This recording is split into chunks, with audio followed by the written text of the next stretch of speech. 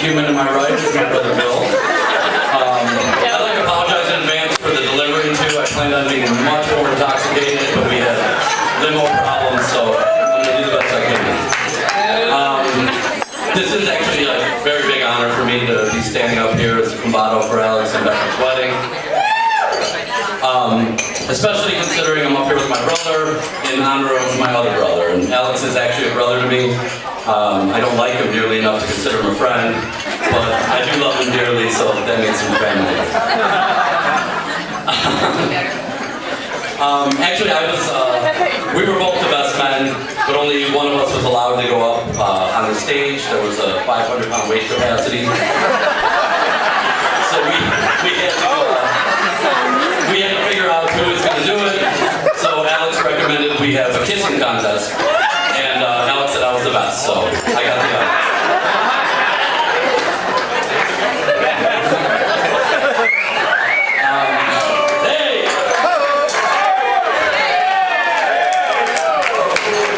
But Bill and I have known Alex for about 27 years now. We met him at church, oddly enough. When I was in 4th grade, we went to church basketball practice. And it was like an 8th grade and under team, but they hadn't won a game in about 3 years. So Bill and I were recruited / brought into the fold of the church. Alex was one of the guys on the team, and we went to the practice, and no big deal. We went to church on Sunday, and Alex walked up to me and he said, I said, "Oh, hey, you're Alex, right?" He's like, "Yeah." I said, "What's your name?" I said, "George." He said, "Are you sure?" Which, if you know Alex, is a very logical question, because it's possible that I might not know my own damn name. So he says, "Are you sure?" And I'm like, "Yeah, I'm pretty sure it's George." He goes, "Because you look like a Mike." And I swear to God, he goes, "I'm going to call you Mike." So I was 9, so he was 11. The skinniest human being I've ever seen in my life. And the first friend I make at church insists that my name is Mike, and he's just going to go ahead and call me Mike. And in the last 27 years, this relationship has not gotten any less confusing.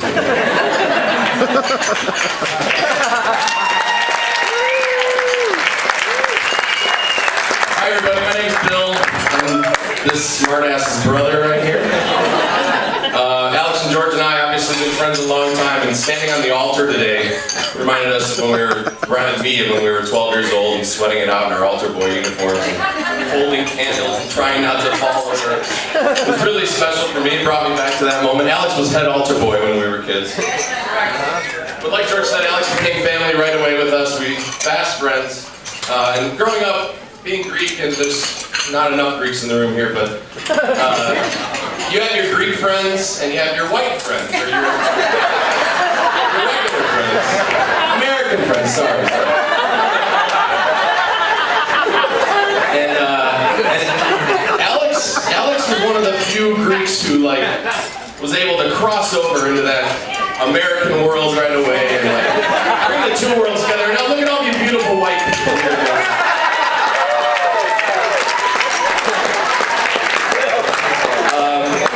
Alex and I learned how to play guitar together over the years. When we go out to breakfast, we can order for each other.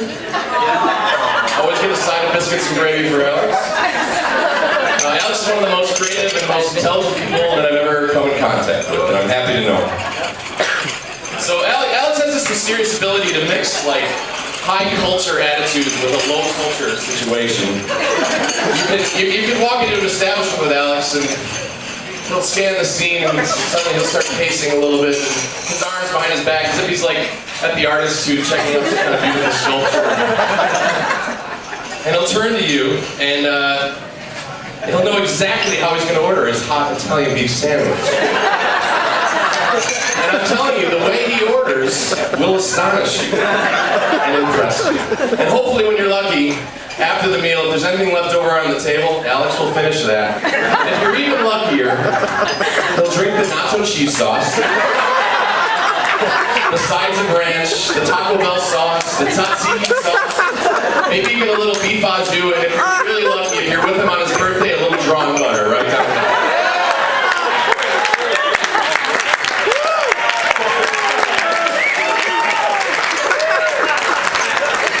I chose the phrase brother before for Alex because that's historically what we've been.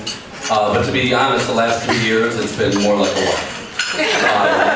We're in business together, for those of you who don't know. 25-cent wings on Tuesday, they're delicious. So we probably talk on the phone 15 times a day. We bicker, we nag, we disagree almost constantly. It's great, it's like being married. So that's why I'd like to talk to Becky about a few things with that. Alex has actually made a wonderful change as our marriage was phasing out and theirs was starting to begin. The best thing I heard, like when he was sort of getting serious with Becky, I remember that he brought you home to meet his parents. And that's, kind of a big deal. Kind of a big deal, especially for, us. And the best thing I heard though, Alex, I said, how'd it go? And Alex said, well, my dad asked me a great question. He said, does she understand you? And I thought that was amazing, and once again, proving that Dr. Solakidis is much smarter than us, because all I said was like, is she hot? Is she cool? But that was really a great question. Does she understand you? And then I actually thought about it a little more, and it got a little scary, because I think she does, in fact, understand Alex. And that's a frightening proposition for anyone. But Becky, you are simply amazing. From the first time I met you, you're beautiful, you're fun, you make my life so much easier in a selfish way, to be honest with you. I think we can get through this together. And we just literally could not be happier that Alex chose someone like you to join the little brotherhood. We're not done. We are not done. So Becky, again, to reiterate a little bit about what George said, like Alex, you became fat with us. Welcome to our crazy little family and our little world. Talk to Krista. She'll help navigate the area for you.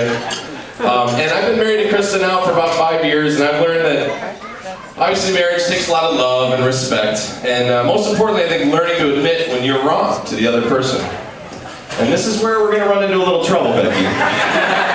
Because one of Alex's stronger talents wouldn't be being able to admit that he's wrong.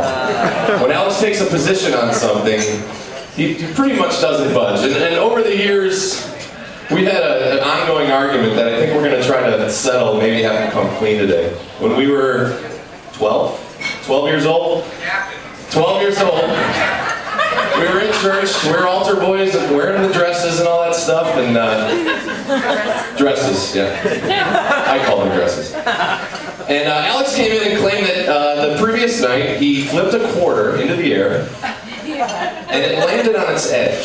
Now, I just want to repeat that. It didn't land heads, and it didn't land tails.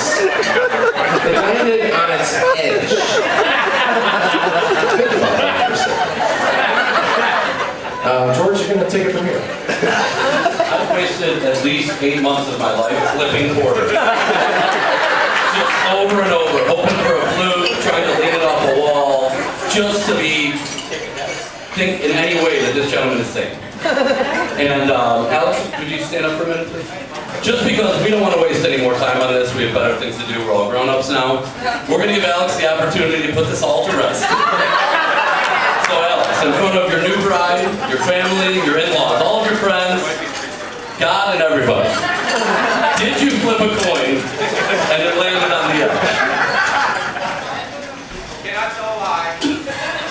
True story.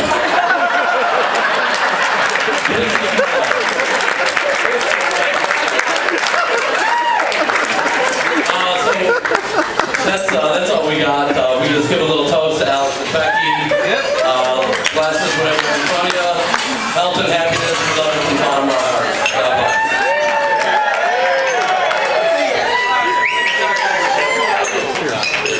Let's have a round of applause once again for the